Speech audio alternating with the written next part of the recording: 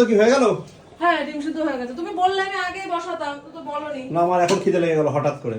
এই তো। তা তুমি এই যে আগের দিন দেখলাম ভিডিওতে আমার বাবাকে দিয়ে খুব কাজ করেছো, ওটা কি কি ব্যাপারটা কি হচ্ছে এইসব?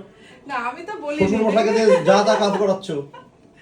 এই বিষয়ে আমার একটা লাইন বলার আছে। কি বলো? দেখলাম আমি ওই ভিডিওতে দেখেছি অনেক নেগেটিভ কমেন্ট, অনেক না কিছু কিছু। হুম।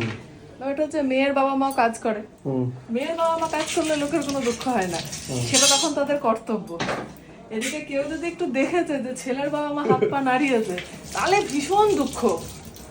মানে কেন এগুলো বুঝি না, যে মেয়ের বাবা মা কাজ করছে, সবাই এই পৃথিবীতে তো সবাইকেই কাজ করতে হবে। এটা ব্যাপার হচ্ছে বেশিরভাগই ছেলেরা কোনোদিন খবর নেয় না তার নিজের বাবা মা আদৌ ভালো আছে কিনা। এবার কি করে দোষ কি করে চাপাবে, তখন বিয়ে করে বউ নিয়ে এসে বোর ঘরে দোষটা চাপিয়ে দেয় যে সব দোষ তোমার।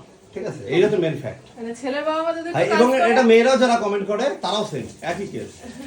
তখনই বলবে যে হচ্ছে বৌমা খারাপ। হ্যাঁ, এটাই হচ্ছে ব্যাপার। এই খারাপটা বলতে হবে, ওটাই মেন ব্যাপার।